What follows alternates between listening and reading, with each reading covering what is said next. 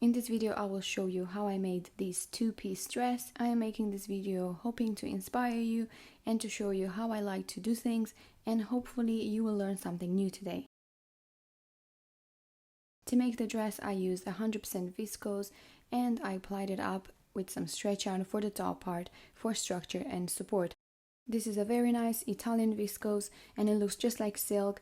I bought it a while ago from someone that didn't need it anymore on Instagram, and I knew from the beginning that I will make myself a guest wedding dress because it's just so lovely and precious. You can see that I put some ties on the cone. I literally cut some of the ties that I had.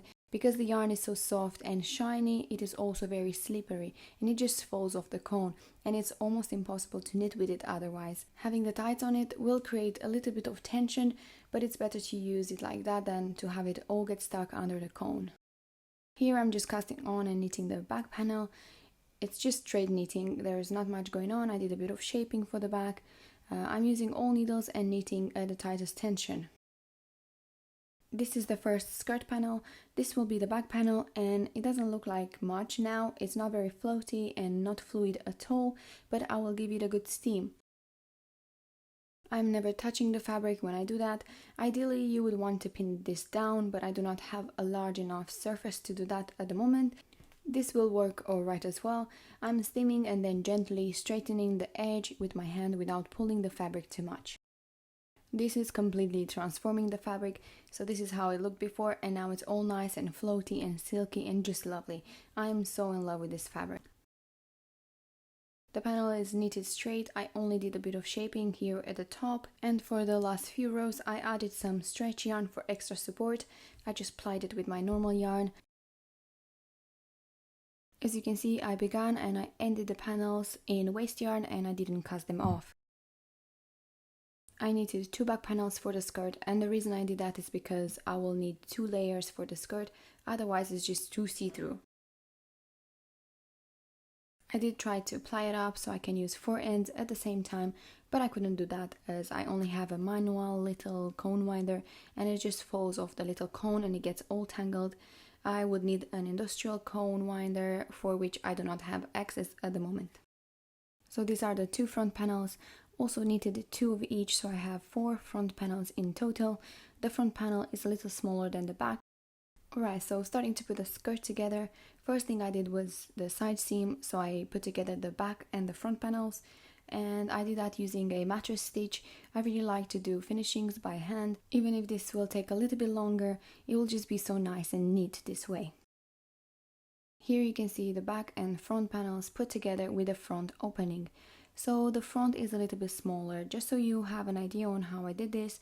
For the back I used all the 200 needles, and for the front one side is 100 needles and the other one is 80 needles, so 180 in total.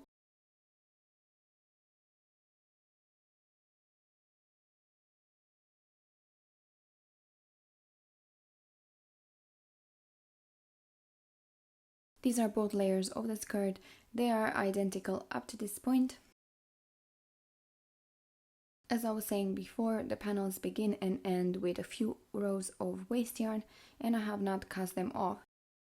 We'll do this now when the panels are all together, so I didn't do the panels individually because I didn't want to have too many loose ends. I have a linker for a few months now, and since I have it, I use it all the time to cast off and link panels together at the same time.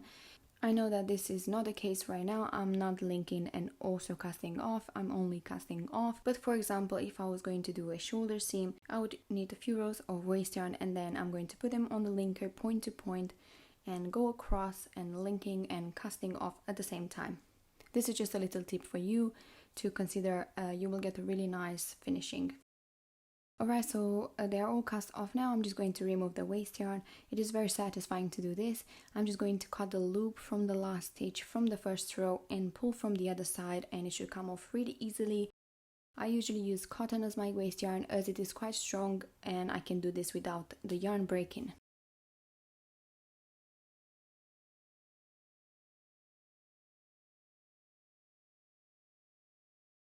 This is how the edge looks like. It's very nice and neat. I'm really happy with it.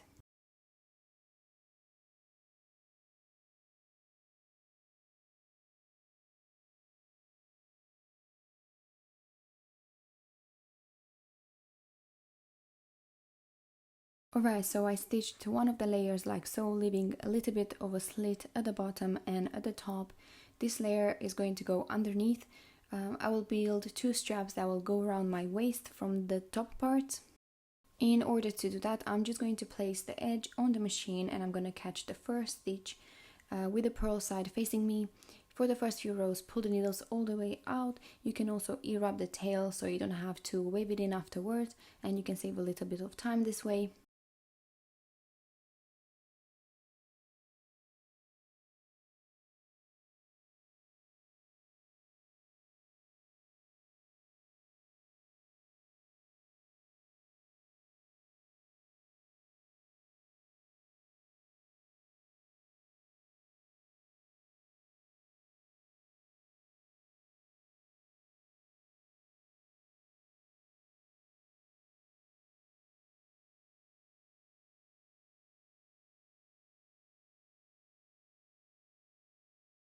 And this is how it looks. These little straps will overlap here at the front, and then they're going to be tied up at the back.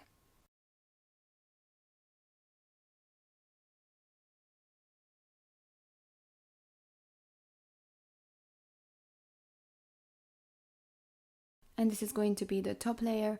I created these beads that will be knotted at the front in the same way as I did for the layer underneath. I initially had 4 of them, as you can see in the video, but then I removed 2 of them because I didn't like how it looked. Here I'm crocheting the back of both layers together to make sure they are nicely aligned. I'm not going to do that for the front, as I don't mind if they are not aligned. I'm just going through both layers and doing a single crochet row.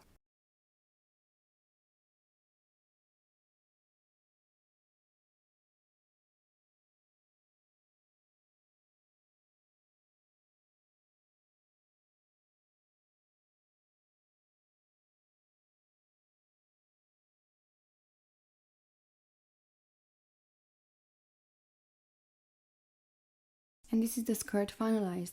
You can see as well how the backs are put together. If I will make this skirt again, I will link the back part together when I do the casting off of the top part. I think that could work really well as well, even though I do like that one row of single crochets, kind of giving a little bit of extra structure.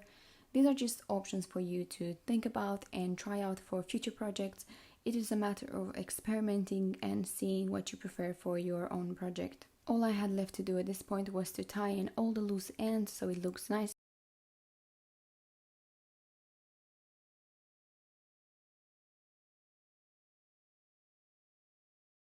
Alright, so moving on to the front, it is also very simple. As I mentioned before, for the top I applied up the viscose with a stretch yarn because I wanted a lot of structure and I wanted to be skin tight. The shape is very simple. I knitted the panel straight and I shaped it like so. Very simple calculations. I decreased 1 stitch every 4 rows, and this is the back panel, just a rectangle. I casted off the edges in the same way I did for the skirt on the linker. Here I am working on the side seam. I went in kind of circles and made sure that the seam was as flat as possible.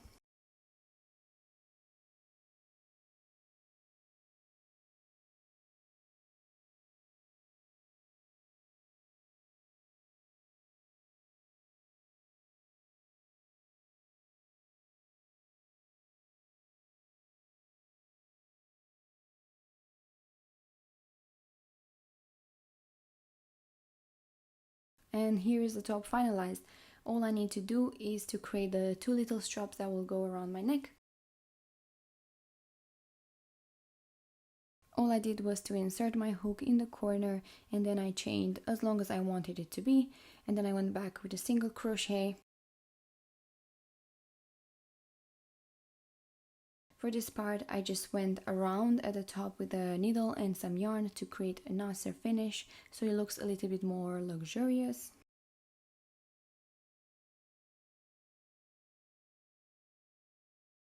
And this is the finished product. I'm in love with this dress and I really hope I will be able to wear it for my friend's wedding. I do hope they will happen. They are scheduled for next year, so there is a bit of hope.